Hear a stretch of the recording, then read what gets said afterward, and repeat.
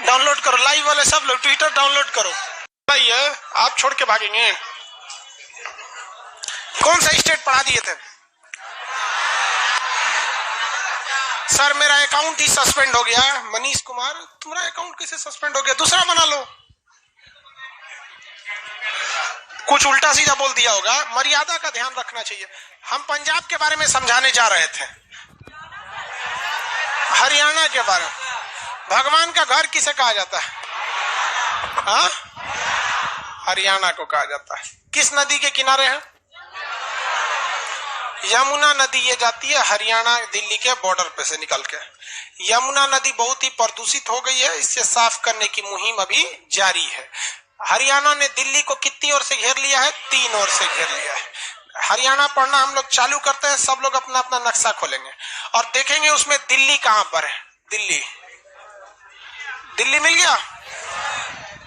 हरियाणा खोलिए और दिल्ली देखिए उसमें, दिल्ली, दिल्ली, दिल्ली। लाइव वाले सारे लोग जल्दी जल्दी कीजिए। दिल्ली नहीं, दिल्ली एक ही चीज है जी, एक ही जगह पे। पुरानी दिल्ली पुरानी हो गई, मुगलों के समय की थी, और नई दिल्ली थोड़ा आगे।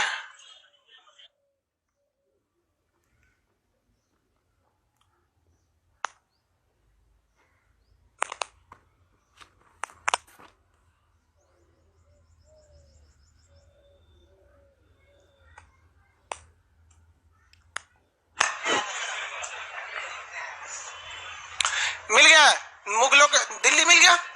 देखो भैया, दिल्ली अभी हम लोग दिल्ली और एनसीआर आगे पढ़ेंगे, बट दिल्ली के नीचे 2 जगह मिलेगा आपको। एक मिलेगा गुड़गांव, एक फरीदाबाद। गुड़गांव का नाम गुरुग्राम हो गया है। क्या हो गया? गुरुग्राम। पुराना नाम क्या था? गुड़गांव। और वहीं पे क्या मिलेगा? फरीदाबाद। कौन सा जगह? फरीदाबाद। ट्रैक्टर वगैरह के लिए फरीदाबाद में बहुत बड़ा कारखाना है, ट्रैक्टर वगैरह का। औद्योगिक जगह है फरीदाबाद, मतलब वहां बहुत सारी इंडस्ट्रीज लगी हुई है। और गुड़गांव भी तो भाई साहब उसी तरह से इंडस्ट्री से भरा हुआ है। गुड़गांव में जितनी बिल्डिंग वगैरह बनाने का काम है कंस्ट्रक्शन में, डीएलएफ कंपनी ने बहुत ज्यादा गुड़गांव में डेवलपमेंट किया है। कभी गुड़गांव जाएंगे ना, बहुत डेवलप है, बहुत ज्यादा डेवलप।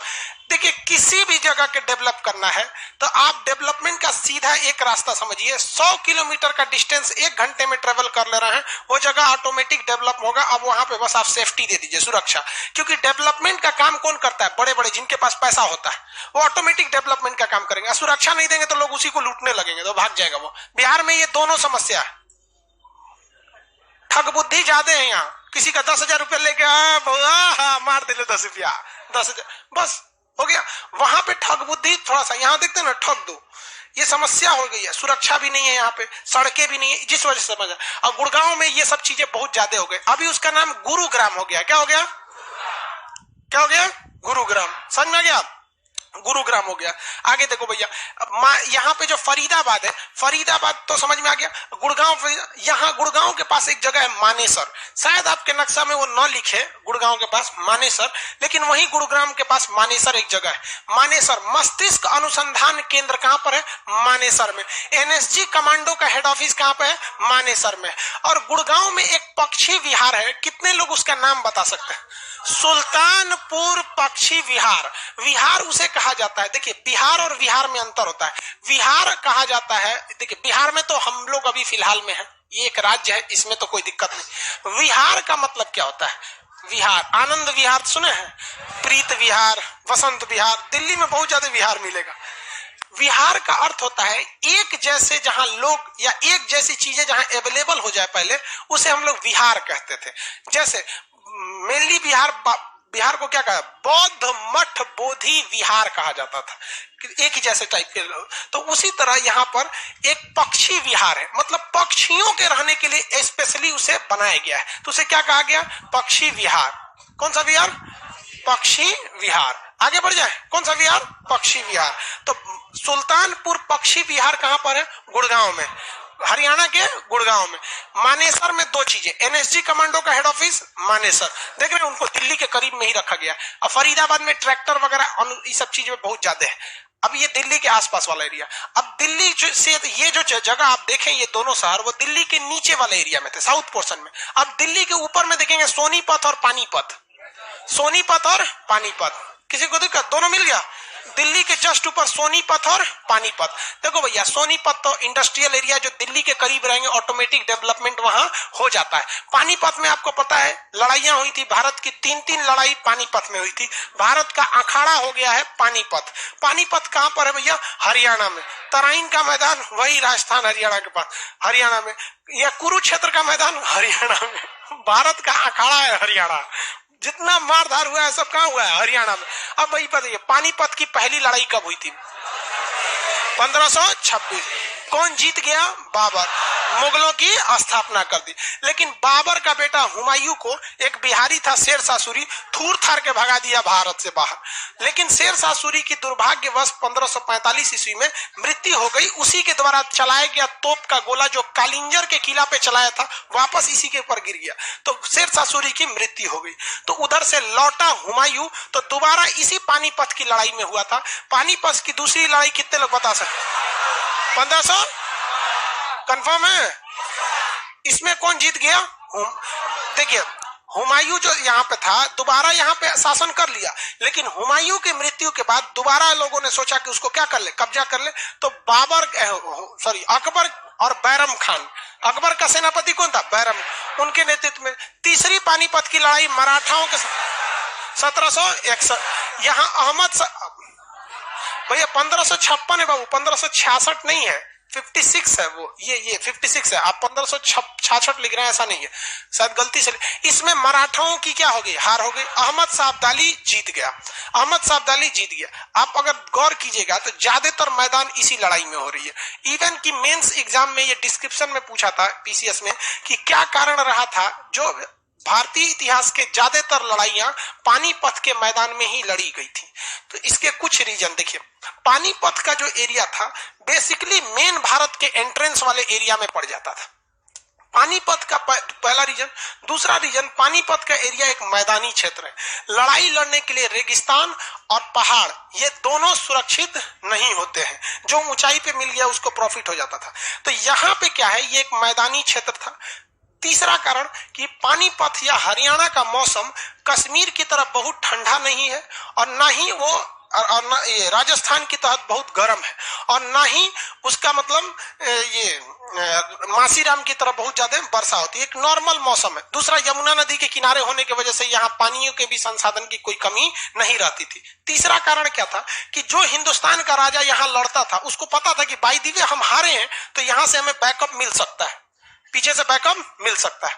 और यहाँ जो विदेशी आक्रमण करने आता था उसको भी पता था कि अगर भागे तो भागने का भी मौका है, और पीछे से रसद की सप्लाई भी हमें हो सकती है।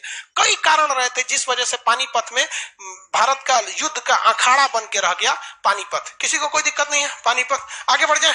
पानीपत के ऊपर देखिए आपको मिलेगा करनाल।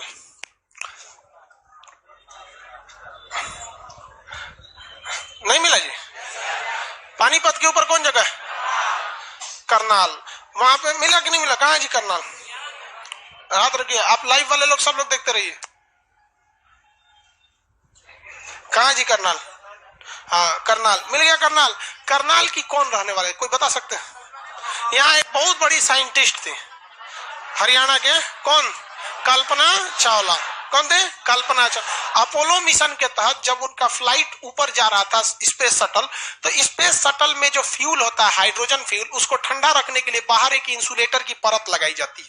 आप देखे होंगे रॉकेट लॉन्च होता है तो वो इंसुलेटर की परत नीचे गिरने लगती है, टूट टूट के। देखते होंगे व्हाइट व्हाइट व्हाइट व्हाइट टुकड़ा गिरता होगा इंसुलेटर से। तो वो टुकड़ा जब गिरा ना उनका, तो उस एक लास्ट वाला पोर्शन पे जाके टकरा गया, जहां जिस कारण उस जो जहाज के बाहर एक कवर लगाई रहती है जो हीट को बर्दाश्त कर सकता है। तो गिरते समय वो वहां पर टकरा गया, तो एक थोड़ा सा परत वहां से उखड़ गया। अब वैज्ञानिकों को पता नहीं था, ध्यान से नहीं था। अब ये तो अंतरिक्ष में चली गई। लौटते समय अंतरिक्ष यान जब एंट्री मारता है तो कभी भी देखिएगा स्पीड उसका बहुत ज्यादा और एंगल तगड़ा रहना चाहिए, वरना वो पृथ्वी पे एंट्री ना मार के छिछल जाएगा। जैसे आप ईंटा लेकर पानी पे ऐसे चलाइएगा, ऐसे मारेंगे ना पानी पे तो नहीं धंसता है, छिछल के उठ जाता है। तो इस वजह से वो जब एंट्री करता है स्पेस में तो टेम्परेचर 3000 डिग्री सेल्सियस तक बढ़ जाता है, जिस वजह से कोई भी चीज जलने लगती है। इवन अंतरिक्ष से दूसरे ग्रह के टुकड़े भी पृथ्वी पर गिरते हैं तो जलने लगते हैं, जिसे हम लोग टूटता हुआ तारा कहते हैं। वो तारा नहीं टूटता है, वो जल के खत्म हो जाता है। इसी हीट को रोकने के लिए बाहर एक इंसुलेटर की परत लगानी पड़ती है। वो परत उनका तो जाते वक्त भी हल्का सा फट गया था। अब हल्का सा भी फटा तो उस एरिया का टेम्परेचर इतना ज्यादा बढ़ गया कि पूरा अंदर हीट पकड़ के क्या कर गया, ब्लास्ट कर गया। इसकी जांच में लगभग 3 से 4 महीने लगे थे। उन्हें लग रहा था कोई टेक्निकल फॉल्ट है, लेकिन जब लॉन्च पैड पे देखा गया कि एक टुकड़ा जाके नीचे से टकरा गया था, जिस वजह से उनकी क्या हो गई थी, बहुत ही दुखद मृत्यु हो गई थी। समझ में आ गया कि नहीं? ये करनाल वाला एरिया। अब एकदम ऊपर पढ़िएगा, करनाल से ऊपर एकदम पंचकुला और अंबाला, एकदम ऊपर बढ़िए। पंचकुला और अंबाला नहीं मिला? एकदम ऊपर में कौन सा जगह है? पंचकुला। और वहीं पे क्या मिलेगा? अंबाला। अंबाला तो नाम सुने होंगे। अंबाला सैनिक छावनी है और यहाँ एयरफोर्स भी है। यहाँ सैनिक छावनी भी है तो अंबाला कैंट भी है, और यहाँ एयरफोर्स भी है। कौन सा है? एयरफोर्स भी है। तो एयरफोर्स में यहाँ कौन से जहाज को लैंड कराया गया था? अभी राफेल टचडाउन कहाँ किया था? अंबाला पे। अंबाला से। अब यहाँ से देखिए अंबाला की खासियत, यहाँ से जितना दूर चीन है ना, उतने दूर पाकिस्तान है। और आजकल ये भी कूद रहा है ओली साहब, नेपाल वाले। ये दुका देखा देखी, देहात में कहावत कहा जाता, देखा देखी लंगड़ो देवाल फाने लगली। बताइए नहीं, ये को पाकिस्तान चाइना कम थे जब ओली साहब चिल्ला रहे हैं यहाँ पे। कुछ दिन में इधर शेख हसीना मत बोलने लगे। खैर उस सब को लिए मोदी जी बहुत है, समझा लेते हैं आराम से। तो ये आपको अंबाला छावनी समझ में आ गया। अंबाला के ऊपर कौन सा जगह है? पंचकुला। सीआरपीएफ वगैरह की ट्रेनिंग के लिए पंचकुला में बहुत व्यवस्था दी गया। पंचकुला एक पर्यटक जगह है, क्योंकि यहाँ पहाड़ी भी शुरू हो जाता है। देखो बहु मेरी ओर ध्यान से, पंजाब और हरियाणा में पहाड़ नहीं है, लेकिन इन दोनों का वह एरिया जो हिमाचल प्रदेश से सटता है ऊपर में, वहां पहाड़ी क्षेत्र में हो जाते हैं सब। तो ये पंचकुला आसर, ये कौन थे यहाँ पे? वो बाबा राम रहीम, यहाँ पे वो बाबा थे ना राम रहीम। तो यहाँ पे, तो ये पंचकुला समझ में आ गया। और यहाँ पे कौन सा है? अंबाला। और यहाँ पे कौन सा मिलेगा? करनाल। आगे करनाल से आप पश्चिम दिशा में देखिएगा कुरुक्षेत्र और कैथल। कुरुक्षेत्र और कैथल देखिए ध्यान से, कुरुक्षेत्र और कैथल नहीं मिला? जस्ट बगल ऊपर थोड़ा सा, करनाल से ऊपर में 2 जगह मिलेगा, कैथल और कुरुक्षेत्र। नहीं मिला? कैथल और क्या मिल गया? कुरुक्षेत्र। कैथल तथा कुरुक्षेत्र नहीं समझ में आया जी? हाँ, कुरुक्षेत्र तो बताने की जरूरत नहीं पड़ेगी। कुरुक्षेत्र में क्या था? महाभारत का युद्ध। दुनिया का सबसे बड़ा चलने वाला युद्ध कौन था? महाभारत। कितने दिन चला? 18 दिन चला। 18 दिन को अलग अलग लेसन में लिखा गया है, जिसे क्या कहते हैं? पर्व। महाभारत कितने पर्व में बटा है? 18 पर्व में। सबसे महत्वपूर्ण पर्व का नाम है भीष्म पर्व। तो ये कुरुक्षेत्र का लड़ाई हो गया आपको यहाँ पर कुरुक्षेत्र में। और उसी के पास आपको मिलेगा कैथल। कौन सा जगह है? कैथल। कितने लोग को मिल गया कैथल? मिल गया। देखिए, दिल्ली सल्तनत की रानी थी पहली महिला शासिका रजिया सुल्तान। कौन थी? रजिया सुल्तान। तो रजिया सुल्तान जो थी वो मलिक अल्तुनिया, देखिए रजिया सुल्तान के समय विद्रोह हो गया कि कुछ लोग ये मानने के लिए तैयार नहीं थे कि हम रजिया सुल्तान को भारत के राजा मानेंगे। कई राज्य के लोग क्या करने लगे? विरोध करने लगे।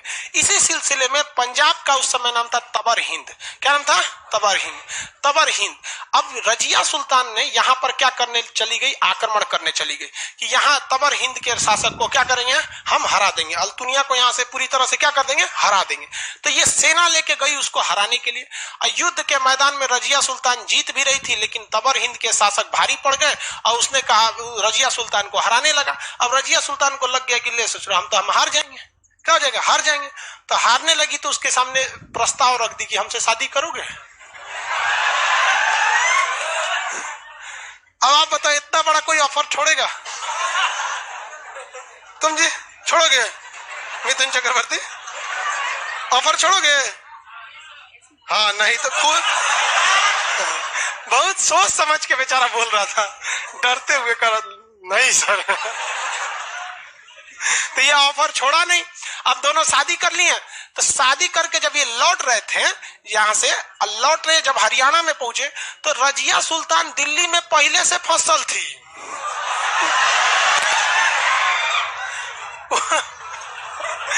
इतिहास में हम ये सब आपको हिस्ट्री के बैच में पढ़ाएंगे। और यहाँ वो सब प्लानिंग करके, यहाँ पे 40 गो सरदार था, 40 सरदार दल, इन्होंने डाकुओं से मिलकर कैथल में रजिया सुल्तान की क्या करा दिया, हत्या करा दिया। यहाँ पे तो कैथल में किसकी मृत्यु हो गई, कैथल में रजिया सुल्तान। और हरियाणा तो पता ही है भाई सब, हरियाणा में यहाँ पर कुरुक्षेत्र की लड़ाई में कितनी मृत्यु हुई कौन गिना आज तक, उसमें तो इतना मराया लोग की कोई गिनती है नहीं है। महाभारत में कम लाश गिरा था। ये जगह आपको मिल गया, अब किसी को कोई दिक्कत नहीं है। अब यहाँ पर ये ऊपर हिसाब देखिए, ये ऊपर वाले एरिया में 2 जगह आपको मिलेंगे, अंबाला और पंचकुला, ये एरिया हो गए सब। यहाँ पर यहाँ 2 ठो, एक पास कैथल और कुरुक्षेत्र, यहाँ पर करनाल और पानीपत, करनाल और पानीपत। नीचे में 2 एरिया बता दीजिए, गुरुग्राम और फरीदाबाद, गुरुग्राम और फरीदाबाद, गुरुग्राम और फरीद। इस साइड में देखेंगे हिसार, भैंस अनुसंधान केंद्र हिसार में, एकदम इस साइड में जाके देखेंगे हिसार। कौन सा जगह है, हिसार। नक्शा में देखिए लोग,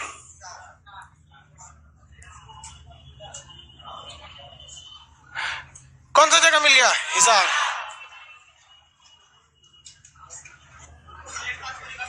हो गया। शेरशाह सूरी भी जब बिहार से गया था तो उसका भी हिसार में कई दिन तक क्या लिया था, शरण वगैरह लिए हुए थे यहाँ से। तो हिसार, भैंस अनुसंधान केंद्र कहाँ है, हिसार। और दूध अनुसंधान केंद्र करनाल, दूध अनुसंधान केंद्र और भैंस अनुसंधान केंद्र हिसार। भैंस वगैरह में भी सब देखना चाहिए कि भाई बीमारी वगैरह होती है, सब इस सब का इलाज हो जाना चाहिए। अब देखो, बहुत सी भारत में ऐसी गाय है, जैसे होल्स्टीन गाय है HF, ये दिन भर में देती है आपकी 40 लीटर दूध, 3 बार दोहना पड़ता है इसको। कितना लीटर, 40 लीटर दूध। लेकिन इसको एक खराबी है कि बहुत ज्यादा गर्मी नहीं बर्दाश्त करती है, इसके लिए कूलर लगाना पड़ेगा। तो क्या दिक्कत है भाई साहब, डेली 40 लीटर दूध भी तो दे रही है, कूलर लगा देंगे क्या होगा, नहीं तो कोई दिक्कत नहीं, अपनी देसी रखिए, 6 लीटर दूध देगी। हाँ क्या जी, हाँ सब चीज रहेगा जी, उसमें दूध में कोई खराबी नहीं होती यहाँ पर। लेकिन हाँ थोड़ी सा भाई, जो 40 लीटर दूध देगी गाय, वो खइबो तो करेगी वहां पे। तो ये सब अनुसंधान केंद्र के हिसाब से यहाँ रिसर्च होता है कि आपको जितना दूध गाय से चाहिए होता है, उससे 3 गुना पानी उसको पीना पड़ता है। यानी 10 लीटर अगर दूध दे रही है तो कम से कम उसको 30 लीटर पानी। अब 30 लीटर कोई पानी पीवे नहीं करेगी।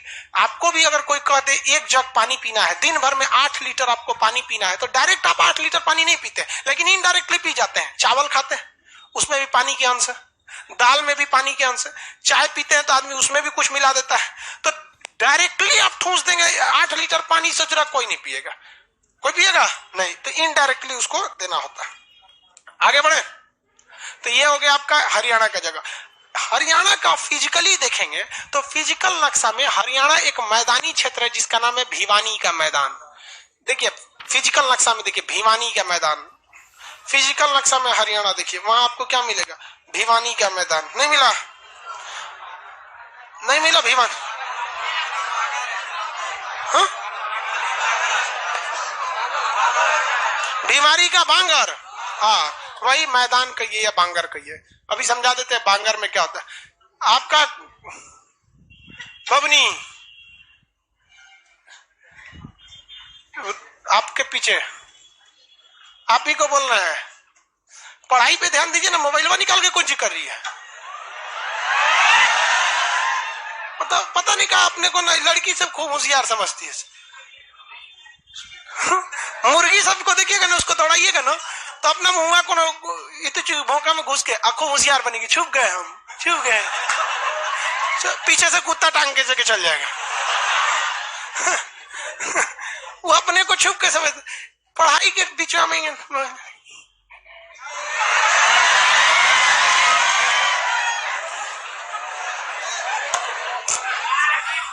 समझे में नहीं आ रहा है सब। मतलब जिसको देखो वो खाने सर को बेवकूफ समझता है। दोबारा मोबाइल निकल गया तो नंबर यहां लिख देंगे।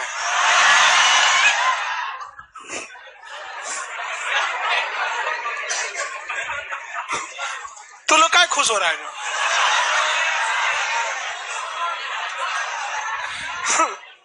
लाइव वाला कह रहा है कि क्लास में जैमर लगा दीजिए, मोबाइल जैमर सही वो भी हो जाए। इतना आप लोग को कोई समझाएगा थोड़ी ना सब चीजें में, और होशियार समझती है अपने जी नहीं देखे चूक गए।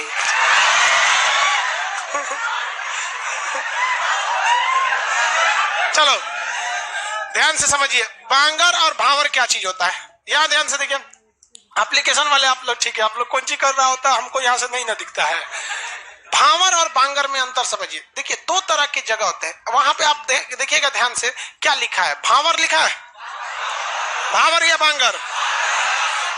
देखो बहुत ध्यान से समझिए, नदी जब निकलती है ना तो जहां पर बाढ़ लगा रहता है, हमेशा लबालब पानी रहता है, उस एरिया को कहते हैं तराई क्षेत्र।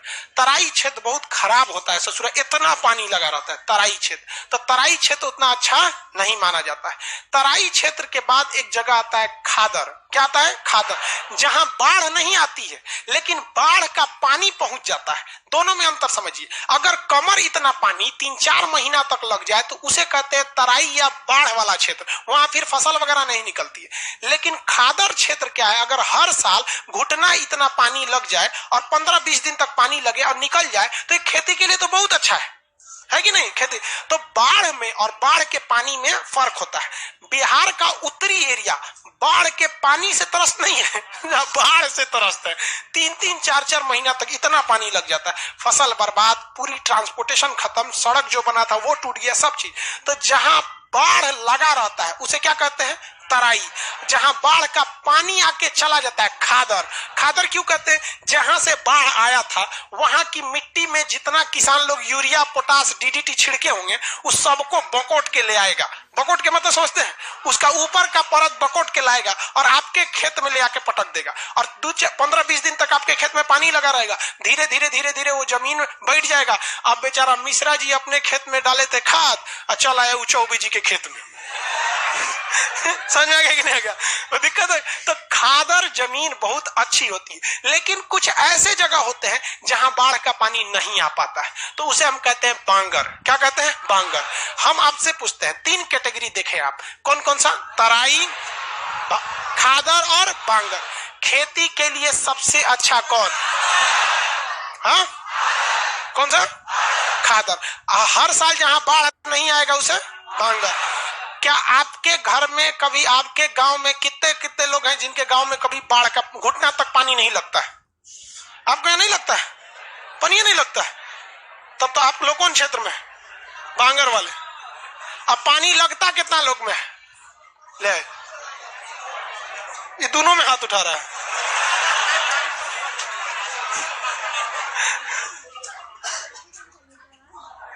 सब देखिए, जिनके यहाँ घुटना तक पानी आ जाता है वो कौन में है, खादर में। जिनके यहाँ पानी उन्हीं नहीं लगता वो क्या है, बांगर में। बांगर मिट्टी पुरानी हो जाती है, जबकि खादर मिट्टी हर साल लेमिनेशन उस पर होते रहता है। हर साल उस पर क्या होता है, लेमिनेशन। तो आप बताओ भैया कि हम आपसे पूछते हैं कि पंजाब में नदियां हैं, हरियाणा में तो एक तो बस इधर से निकल गई मेन नदी यमुना, बाकी मुख्य रूप से हरियाणा में बड़ी बड़ी नदी नहीं है। तो ये वाला एरिया खादर होगा कि बांगर होगा, हाँ खादर। और हरियाणा वाला बांगर। आपसे हम पूछते हैं, नेपाल से बड़ी नदी निकलती है, ये नेपाल से जितनी नदियां निकलेंगी ये सब निकलती हैं। तो बिहार का ऊपरी भाग तथा यूपी का ऊपरी भाग खादर होगा कि बांगर होगा, भैया तराई क्षेत्र। कौन सा क्षेत्र होगा, तराई। कौन सा क्षेत्र, तराई क्षेत्र। बेतिया ये सब एरिया तराई क्षेत्र में डूब जाता है। कोसी का ये एरिया किस में डूब जाता है, तराई क्षेत्र। किसी को कोई दिक्कत है, बांगर इस सब में, चलिए नहीं दिक्कत है तो अच्छी बात है। अब आगे बढ़ जाए, हरियाणा में कोई प्रॉब्लम नहीं। हरियाणा मतलब क्या हो गया, भगवान का घर। क्वेश्चन भरवा दे हरियाणा का, तराई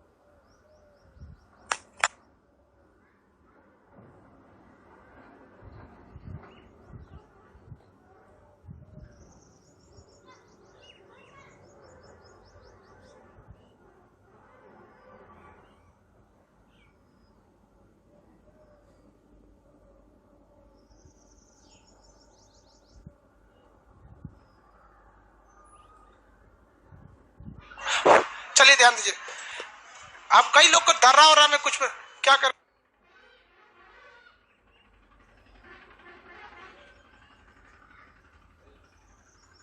बाबू 25 और क्या है वो जो जगह लिखता है ना, देखिए नक्शा एप्लीकेशन में एक लड़के का क्वेश्चन है कि सर कहीं कहीं कुछ कुछ नंबरिंग लिख देता है, जैसे कहीं लिख रहा है 17A, कहीं 15, कहीं 25, ये सब ये हाईवे का नाम है बाबू, हाईवे का नाम है। पूछ रहे हैं ना कि सर ये कहीं कहीं देखिए अपना नक्शा में देखिए ना, कहीं कहीं कुछ बॉक्स में नंबर लिखा होगा 1, 25, 26, ये सब क्या चीज है? हाईवे का नाम। क्या है? हाईवे का नाम। ए बेवकूफ, इधर देखो ध्यान से, तुम लोग को बता रहे हैं वो दर्रा चीज। दर्रा देखिए आपको अभी हम क्या पढ़ा रहे हैं, हरियाणा पढ़ा रहे हैं, इधर बता दिए पंजाब, इधर बता दिए हिमाचल प्रदेश, लेकिन हिमाचल प्रदेश में कौन दर्रा का लोकेशन क्या है, बाकी चीजें हैं, इसका एक इसी नक्शा में घर पे बैठिएगा ना तो आगे एक चैप्टर आएगा दर्रा, वहां स्पेशली बताएंगे कौन दर्रा किस पहाड़ में है। अभी क्या बताएंगे, पहाड़ पढ़े नहीं किए, दर्रा कहां से बता देंगे पहाड़ का पूरा, समझे? उस समय आपका स्पेसिफिक, जैसे अभी तो पहाड़ आपको नॉर्मल बताया ना कि ये पहाड़ है, एक चैप्टर आएगा स्पेशली आपका पर्वत और उसकी चोटी। कितना नंबर पेज पे है हरियाणा? तो हरियाणा का जो नक्शा बना है उसमें सबसे पहले आप ये हरियाणा का जो इस तरह से नक्शा है ना, इसमें आप क्या बना लेंगे, पहले भिवानी का मैदान ऐसे घेर के, भिवानी का मैदान, भिवानी का मैदान लिखिए या बांगर लिखिए, मैदान या बांगर।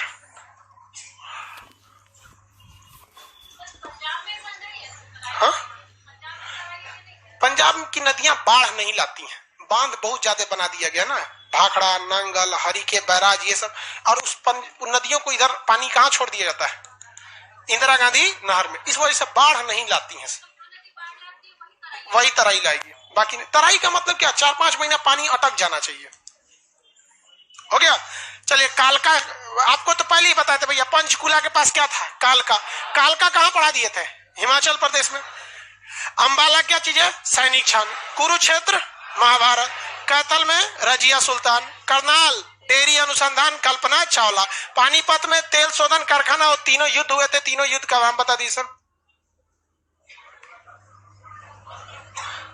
सर को दिखाई नहीं दे रहा है, अरे दिखाई दे रहा है बाबू हमको, देखिए रोहतक बता दिए, एसी रोहतक नहीं देखे हम, कपड़ा उद्योग के लिए सोनीपत के पास मिलेगा। दिल्ली के सामने देखिए, दिल्ली के पश्चिम में देखिए रोहतक नहीं मिला, सोनीपत के जस्ट नीचे रोहतक, दिल्ली से ऊपर रोहतक, दिल्ली के पास क्या मिलेगा, रोहतक मिल गया। रोहतक एशिया का सबसे बड़ा कपड़ा का होलसेल का मार्केट है, कौन सा? रोहतक। रोहतक कपड़ा का मार्केट, रोहतक हो गया। उसके नीचे देखेंगे हिसार, शेरशाह सूरी का संबंध वहां पे किया था। भैंस अनुसंधान केंद्र फरीदाबाद और गुड़गांव कहां पर है? दिल्ली एनसीआर में आता है। तो दिल्ली के आसपास का एरिया क्या कहलाता है? एनसीआर। गुड़गांव मस्तिष्क अनुसंधान केंद्र, एनएसजी कमांडो का केंद्र, सुल्तानपुर पक्षी विहार। ये सब बता दिए हैं। क्वेश्चन पे सीधे आते हैं। यूपी हरियाणा की सीमा बनाने वाली नदी कौन सी नदी है? यमुना नदी। दिल्ली हरियाणा से कितनी ओर से घिरा है? कितने ओर से भाई? 3 ओर से। कितने ओर से? 3। हरियाणा के पंचायत को क्या कहते हैं? खाप पंचायत। कौन सा पंचायत? खाप पंचायत। खाप खाप बड़े बड़े लोग रहते हैं, बड़ी सुप्रीम कोर्ट ने एक बार गाइडलाइन जारी किया था इन खाप पंचायत के ऊपर।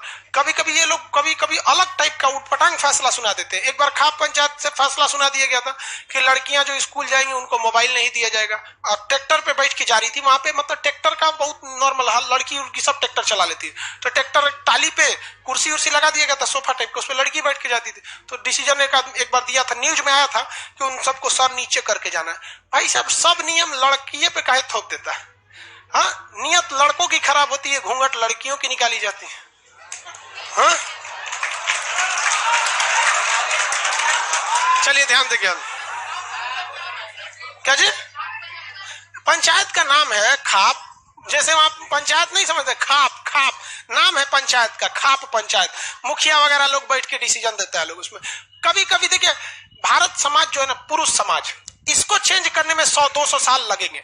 इसको लड़की लोग को भी समझना चाहिए इस बात को लेकर कि भाई अगर आपसे 10 लड़का से 10 गलती होगा तो लोग सवाल कम पूछेंगे, लड़की से 1 गलती होगा तो इस समाज में 75 को सवाल पूछा जाएगा। ये रूल होता है। अभी देखिए एगो लड़का पीछे पड़ोसी की संपत्ति बैठा हुआ है, हल्ला कर रहा है वहां पे, उसकी कोई गलती है? किसकी गलती है? बेचारा भाई आपके पिताजी से गलती हो गई थी, परिचय क्यों दे रहे हैं यहाँ? कौन था? चलो आगे देखो, लाइव वाले सब लोग ध्यान से देखो। पूछता है सर शादी हो गया क्या? आगे देखिए, हरियाणा के पर्वतीय पर्यटक क्षेत्र बताइए तो, कालका या पंचकुला? दोनों भैया। कालका से ट्रेन जाएगी, कालका शिमला रेलमाल, पंचकुला पहाड़ी जगह के लिए घूमने के लिए बहुत अच्छा जगह, दोनों है। अगला, हरियाणा में सैनिक छावनी, अंबाला में। महाभारत का युद्ध, कुरुक्षेत्र। पहली महिला शासिका रजिया सुल्तान की मृत्यु, कैथल में। कहां पे? कैथल में। Very good. डेयरी अनुसंधान केंद्र, डेयरी अनुसंधान करनाल। मस्तिष्क अनुसंधान, मानेसरिया, गुड़गांव। गुड़गांव की अधिकतर बिल्डिंगें किसने बनाई है? DFC, DLF. डीएलएफ भाई साहब बहुत बड़ी कंपनी है, हजारों करोड़ की कंपनी है, हजारों करोड़ की कंपनी डीएलएफ। गुड़गांव डेवलप भी है। दिल्ली के पास का फायदा सबसे ज्यादा अगर किसी ने उठाया तो नोएडा, यूपी का कौन उठा लिया? नोएडा। और हरियाणा से गुड़गांव, उस साइड से गुड़गांव, इस साइड से नोएडा। दोनों इतना डेवलप है जिसका कोई हद नहीं। मतलब वहां आदमी गाड़ी चलाता है 150, 160 इस तरह की स्पीड में। नोएडा वगैरह अब यहाँ चलाई ना तनी बिहार में 150। पानीपत में कितनी लड़ाई हुई? 3। सुल्तानपुर पश्चिम बिहार, गुड़गांव। भैंस अनुसंधान केंद्र, भैंस अनुसंधान केंद्र कहां पे? हिसार। आगे बढ़े, दिल्ली देख लेते हैं अब। देखो भैया, दिल्ली में ना बहुत सारा कोई चीज पढ़ने के लिए ज्योग्राफिकली महत्व दिल्ली में बहुत ज्यादा नहीं है, क्योंकि दिल्ली है ये कितना छोटा है, लेकिन इसका राजनीतिक महत्व ज्यादा है। दिल्ली भारत की राजधानी घोषणा हुई थी 1911 में, बंगाल विभाजन रद्द करके, लेकिन इसे बना दिया गया 1 जनवरी 2012 में, 1912 में, 2012 नहीं 1912 में। तो घोषणा कब हुई थी? 11 में। अब बना दिया गया 12 में। एक आदमी कह रहे हैं Mukesh Kumar, sir solar aliens का मुख्यालय भी गुड़गांव में है। Very good. मोदी जी ने दुनिया में पहल किया कि 121 ऐसे देश हैं जहां पे सूर्य की बहुत बड़ी मात्रा उनको अवेलेबल है, तो इन लोगों ने क्यों ना खुद से एक सोलर ग्रिड बना लिया जाए। इस पे हम एक यूट्यूब पर वीडियो भी बनाए थे। उसका मुख्यालय कहाँ है? गुड़गांव में। उसका मुख्यालय कहाँ है? गुड़गांव में। तो हम लोग को सोलर एनर्जी को बढ़ावा देना चाहिए। ये मोदी जी का सपना है कि सोलर एनर्जी को बढ़ावा दिया जाए, लेकिन निर्मला सीतारमण जी को ये सपना भूल गया। उन्होंने सोलर एनर्जी पे टैक्स बढ़ा दिया। टैक्स उस पे घटाना चाहिए था। आगे देखते हैं, दिल्ली को देखिए। दिल्ली के बारे में, अब दिल्ली किस नदी के किनारे? यमुना नदी के किनारे। दिल्ली एक और किससे घिरा हुआ है? यूपी से। और दूसरी ओर घिरा हुआ है हाँ हरियाणा से। अब आप सबको पता है कि दिल्ली जो है किसी स्टेट की कैपिटल है कि हमारी नेशनल कैपिटल है? दिल्ली क्या है? नेशनल कैपिटल है। नेशनल कैपिटल है, ये सबको पता है। अब नेशनल कैपिटल होने की वजह से हर आदमी का एक सपना रहता है मेरा दिल्ली में एक घर हो जाए। दिल्ली में क्या हो जाए? घर। हालांकि फ्लैट बड़ी सस्ते मिलते हैं दिल्ली में। तो यहाँ दिल्ली में इतना ज्यादा क्राउड हो गया, इतना क्राउड हो गया कि दिल्ली का जो डेवलपमेंट अथॉरिटी है, दिल्ली डेवलपमेंट अथॉरिटी DDA, ये परेशान हो गया। दिल्ली की नगर निगम परेशान हो गई कि भाई लोग इतने लोग को रखा कहां से जाएगा। तो ये नेशनल कैपिटल पूरी तरह से दिल्ली भर गया। तो दिमाग लगाया गया कि क्यों ना हम थोड़ा सा एरिया किससे ले ले? यूपी से ले ले, और थोड़ा एरिया हरियाणा से ले ले, और इस एरिया में इस तरह से सुविधा रखें कि यह एरिया दिल्ली की तरह ही दिखने लगे। और इसमें जो है एकदम हूबहू सुविधा किसकी दी जाएगी? दिल्ली जैसे सुविधा दी जाएगी। तो ये एरिया कहलाएगा, मतलब ये भी नेशनल कैपिटल जो है इसके पास का एरिया है। तो एरिया को रीजन बोलते हैं कि नहीं कहते हैं? रीजन नहीं समझते हैं? रीजन मतलब रीजन बहाना नहीं, ये हमारा रीजन है। ये क्षेत्र, रीजन मतलब क्या होता है? क्षेत्र। तो नेशनल कैपिटल रीजन घोषित कर दिया गया बाहर के एरिया को कि भैया ये भी जो क्षेत्र है ना, ये नेशनल कैपिटल के ही समान रहेगा। तो दिल्ली तो हो गया नेशनल कैपिटल, इसके बाहर के क्षेत्र को कौन सा क्षेत्र घोषित किया गया? नेशनल कैपिटल रीजन, शॉर्टकट में एनसीआर। एनसीआर। तो दिल्ली के अगल बगल वाला क्षेत्र क्या कहलाएगा? एनसीआर। कौन सा क्षेत्र कहलाएगा? एनसीआर। तो दिल्ली एनसीआर, इसलिए न्यूज में जब भी आएगा तो दोनों शब्द बोलता है, दिल्ली और एनसीआर में बारिश हुई, मतलब बारिश दिल्ली में भी हुई है, एनसीआर में भी हुई है। तो एनसीआर का फायदा क्या बिहार को होगा? अगर एनसीआर का फायदा बिहार को होगा, पूरा यूपी को घुसाना पड़ जाएगा, इसमें कभी नहीं होगा बिहार को। दिल्ली में ये यूपी सबसे ज्यादा जनसंख्या यूपी में, यूपी के लोग जब जाते थे तो वो ये सोचते थे कि हम दिल्ली के इस साइड में बस जाए, इस साइड में बस जाए, ताकि नदी हेलेंगे क्या आ जाएगा? यूपी। नदी हेलने के बाद क्या आ जाएगा? यूपी। तो यूपी से लोग जाते थे और दिल्ली के इस साइड में नहीं जाते थे। किस साइड में जाके बस जाते थे? इस साइड में, इसी साइड में बैठ जाते थे। इस साइड में दिल्ली का जो जगह था ओखला था। क्या नाम था? ओखला। दिल्ली में जगह का नाम है ओखला। तो दिल्ली का वह एरिया जो यूपी से सटा उसका नाम क्या है? ओखला। तब क्या किया गया, यूपी के लोग दिल्ली डायरेक्ट ना घुस जाए, इसलिए यमुना के इसी पार में, यमुना नदी के इसी पार में एक शहर बसा दिया गया जिसका नाम है न्यू ओखला। कहा गया यहां आके बस जाइए न्यू ओखला में। तो लोगों ने कहा कि हमरा लोल समझा है। क्या समझा है? लोल समझा। तो हमको बोल देगा कि ये ओखला है, ये न्यू ओखला, इधर आके बस जाओ। तो इसको लालच दिया गया। तो न्यू ओखला में ना इंडस्ट्रियल भर दिया गया, इंडस्ट्रियल एरिया को बना दिया गया। यहां 2-4 को फैक्ट्री डाल दिया गया न्यू ओखला में, ताकि लोग यहां आए। तब भी लोग नहीं आ रहे थे, लोग जाके किस में बस जा रहे थे? ओखला में, और ड्यूटी करके इधर आ जाते थे। तो बहुत डेवलपमेंट सोचा गया कि अगर यूपी बिहार के लोगों का अगर पलायन ओखला की ओर रोकना है तो ये जो न्यू ओखला का इंडस्ट्रीज है इसे हर हाल में बहुत ही ज्यादा डेवलपमेंट करना पड़ेगा। और ये डेवलपमेंट एक ऐसी अथॉरिटी को दे दिया जाए, अथॉरिटी को क्या कर दिया जाए? दे दिया जाए, जिसका 24 घंटा यही काम है, जो यही सोचे कि ये जो न्यू ओखला बनाया गया है यमुना के इस साइड में, यूपी के साइड में, इसमें इंडस्ट्रियल डेवलपमेंट कैसे होगा। जी जान लगा दो, इतना ना फैक्ट्री खोल दो कि लोग मजबूर हो जाए, कहें कि ना दिल्ली नहीं जाएंगे, यही ठीक है। और सड़क की कनेक्टिविटी इतनी बेहतरीन दे दो कि लोगों को लगे कि यार यहां से दिल्ली तो 10 मिनट का रास्ता है। तो यहां पर लोगों के विकास को इस अथॉरिटी ने रोक दिया, पूरी तरह से डेवलपमेंट कर दिया। अब लोग नोएडा इसमें ओखला ना जाके किधर रुक जाते थे? न्यू ओखला में। तो न्यू ओखला को शॉर्टकट में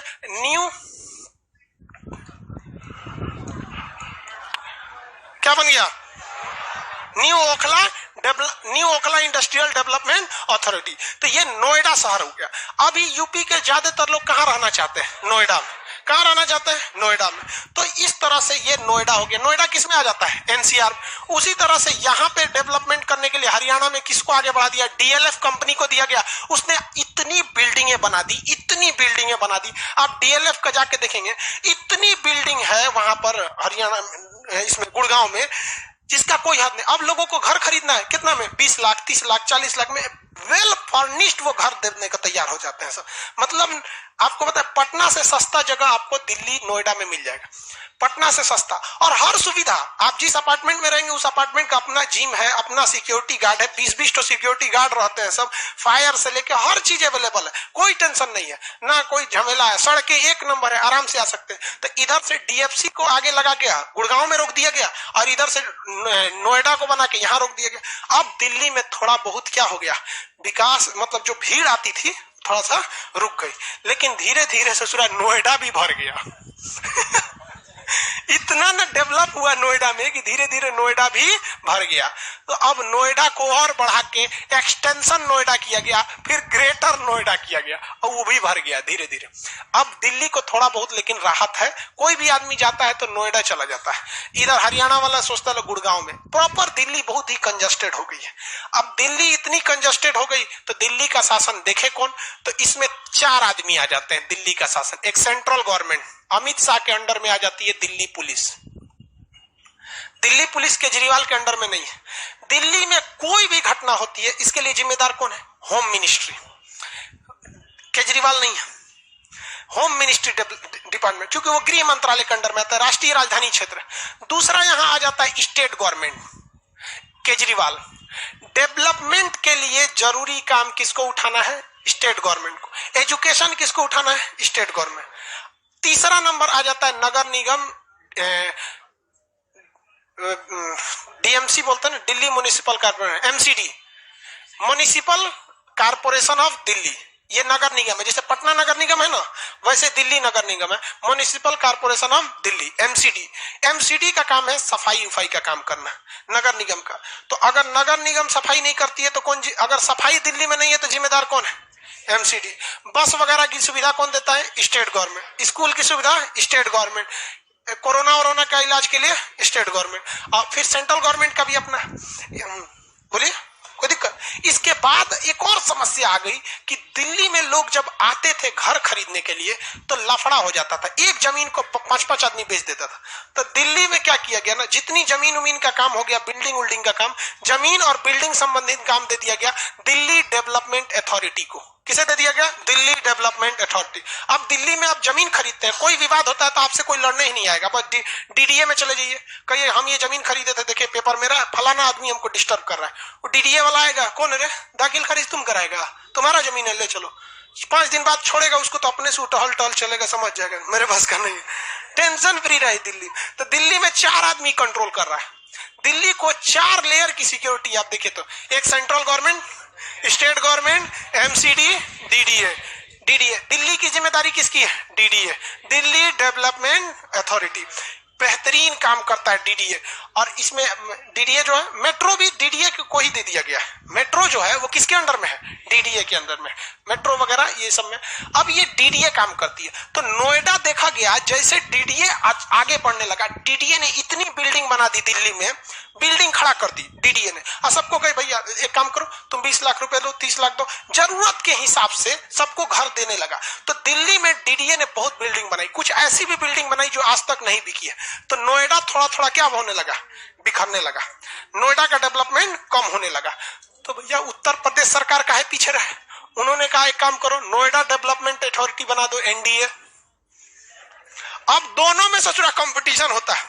डीडीए सोचती है कि हम दिल्ली को स्वर्ग बना दें और एनडीए सोचता है कि हम नोएडा को क्या करते हैं? स्वर्ग बना दें। इतना बेहतरीन दोनों में व्यवस्था है डीडीए और एनडीए इसमें। इसी तरह हर स्टेट गवर्नमेंट को एक अथॉरिटी बना देना चाहिए। इतना बेहतरीन ढंग से काम हो रहा होता है, तब जाके आपको दिल्ली लगता है कि बहुत अच्छा दिल्ली है। यहाँ पर नगर निगम सफाई कर रही है तो एक वोडको कोई कंपनी है, वुडको, उसे सड़क खोद के रख ले। और नगर निगम करिए कि सड़कवा खोद के पानी बिछाएगा पाइप, तब तो हम ऊपर से क्या करेंगे? सड़क बनाएंगे। लेकिन ना, कोई मतलब ही नहीं है। जबकि वहां पे ये सब लोग बहुत ज्यादा अच्छा से काम करते हैं। जो स्कूल हैं वो केजरीवाल के भी स्कूल हैं दिल्ली में, तो एमसीडी के भी स्कूल है, सेंट्रल गवर्नमेंट के भी स्कूल है। समझ में गया? इन सब में सबसे अच्छा स्कूल किसका है? स्टेट गवर्नमेंट को। भाई साहब दिल्ली का जो स्कूल है ना, मत पूछिए, बहुत बेहतरीन काम किया। वहां शिक्षा मंत्री लोग भी पढ़े लिखे होते हैं। आतिशी हैं वहां पे शिक्षा, मनीष सिसोदिया, ये लोग सिसोदिया, आतिशी, तो पढ़े लिखे लोग हैं। शिक्षा को इन्होंने समझा है। और एक और रीजन है भाई साहब, दिल्ली के लोग भी पढ़े लिखे। हमारे यहाँ लड़का जाता है ना, मेंटेलिटी देखिए, बेंच पे बैठेगा ना, टीचर नहीं आया ना तो कलम लेके बेंचवा पे गोजेगा, लाल रंग का बेंच को करिया कर देगा, वो गोज के रद्द कर देगा, ना तो उस पर नाम लिख देगा, कोनो लड़की का नाम देखिएगा ना। कोनो सरकारी स्कूल में जाके दीवार पोत के रद्द कर ले। एक से एक काम करते हैं। समझ गया? आगे बढ़ जा। नोएडा, दिल्ली समझ में आ गया। दिल्ली में शेर शाह सूरी ने एक किला बनाया जिसका नाम पुराना किला, या फिर उसको हम लोग किलाए कोहना के नाम से भी जानते हैं। दिल्ली के लाल किला जो है वो किसने बनवाया? शाहजहां। दिल्ली के लाल किला के सामने जमा मस्जिद वो जो बनाया किसने बनवाया? शाहजहां। तो दिल्ली को राजधानी कौन ले गया? शाहजहां ने। पहले राजधानी कहां थी? आगरा। आगरा से राजधानी दिल्ली कौन ले गया? शाहजहां। लाल किला किसने बनवाया? शाहजहां। जमा मस्जिद? शाहजहां। अब देखिए, लाल किला के सामने देखेंगे तो जमा मस्जिद। जमा मस्जिद की सीढ़ियों पे आपको 2 बाजार बहुत नाम सुने होंगे। एक मीना बाजार जिसमें राजा महाराजा शॉपिंग करने जाते थे, और उसके बगल में आजकल लगता है चोर बाजार। चोर बाजार कहने के लिए सुनने में आपको लगता होगा कि चोर बाजार में चोरी के सामान बिकते हैं, ऐसा नहीं है। वहां पे कुछ क्वालिटी में कम या स्क्रैप सामाने बिकने लगते हैं, उसे चोर बाजार। जैसे कोई बिल्डिंग है, बहुत बड़ी बिल्डिंग खाली हो रही है, जैसे मान के चलिए हमारी ये कोचिंग दिल्ली में रहती सपोज, और हमें बिल्डिंग चेंज करना रहता, तो इस बिल्डिंग में इतना सामान लगा हुआ है जिसका कोई हद नहीं, हर थोड़ा थोड़ा चीज है। अब हमको पता है कि इसको उखाड़ के दूसरे जगह ले जाएंगे तो उस बिल्डिंग का साइज कुछ और होगा, शायद ये सारी चीजें फिट ना बैठे, तो हम चोर बाजार या किसी कॉन्ट्रैक्टर से मिलेंगे, हम कहेंगे एक बात बताओ तुम ये सारे सामान का कितना रेट लगाते हो, अब जो रेट लगाएगा हम उतना पैसा ले लेंगे, अब तुम अपना ट्रक लाओ, ट्रैक्टर लाओ, नोचो, उखाड़ो, ले जाओ और जहां मन वहां बेचो। तो इस तरह से बहुत कम कम दाम पे सामाने अवेलेबल हो जाती हैं चोर बाजार वगैरह में, तो ये आमने सामने। लेकिन दिल्ली के लाल किला में जमा मस्जिद, लाल किला बनवाया किसने था? शाहजहां। किसने? शाहजहां। शाहजहां का बेटा, शाहजहां का बेटा कौन था? औरंगजेब ने लाल किला बनवाया नहीं, बाबर का बेटा था औरंगजेब, हुमायूं था बेवकूफ। इतना भी बेवकूफ मत बनो यार। देखिए लाल किला बनवाया किसने? शाहजहां। शाहजहां का बेटा आया कौन? औरंगजेब। शाहजहां का बेटा औरंगजेब। शाहजहां को डाल दिया जेल में, कहा कि सच शाहजहां तुम क्या करता है? ताजमहल बनवाएगा, लाल किला बनवाएगा, जामा मस्जिद बनवाएगा, सब पैसा खर्चा कर दिया, हमारे पास पैसे नहीं बचा। इसके पास पैसे नहीं बचा तो लाल किला के अंदर एक छोटा सा मस्जिद बनवा दिया, उसका नाम रखा मोती मस्जिद। क्या नाम रखा? मोती। तो लाल किला किसने बनवाया? शाहजहां। लेकिन लाल किला के अंदर छोटी सी मस्जिद किसने बनवाया? औरंगजेब। नाम क्या उसका? मोती मस्जिद। लाल किला के आगे जमा मस्जिद किसने बनवाया है? शाहजहां। मीना बाजार, शाहजहां। सबसे ज्यादा वास्तुकला यानी आर्किटेक्चर में सबसे ज्यादा काम किसने किया है? शाहजहां। कौन है? किसी को मोती मस्जिद नाम है बबुआ, मोदी मस्जिद नहीं। तो और खतरनाक रे भाई साहब, तो क्या कमेंट करता है। छोटी सी मस्जिद है, बहुत बड़ी नहीं है। आप लाल किला में जाएंगे ना तो देखने को मिलेगा लाल किला। अब दिल्ली एक पहाड़ी एरिया है। दिल्ली क्या है? पहाड़ी एरिया। पहाड़ी एरिया, वो पहाड़ कहां से आया है? तो राजस्थान से पहाड़ गया है, वहां जाके खत्म हो गया है। तो अरावली पर्वत की खत्म श्रेणी कहां पर है? दिल्ली में। वो पूरी तरह से बर्बाद हो चुका है, खत्म हो चुका है। उसका नाम है रायसीना की पहाड़ी। कौन सी पहाड़ी? रायसीना की पहाड़ी। दिल्ली कौन सी पहाड़ी है भैया? हाँ, रायसीना की पहाड़ी। कौन सी पहाड़ी? रायसीना की पहाड़ी। किसी को कोई दिक्कत है रायसीना की पहाड़ी तक में? दिल्ली समझ में आ गया?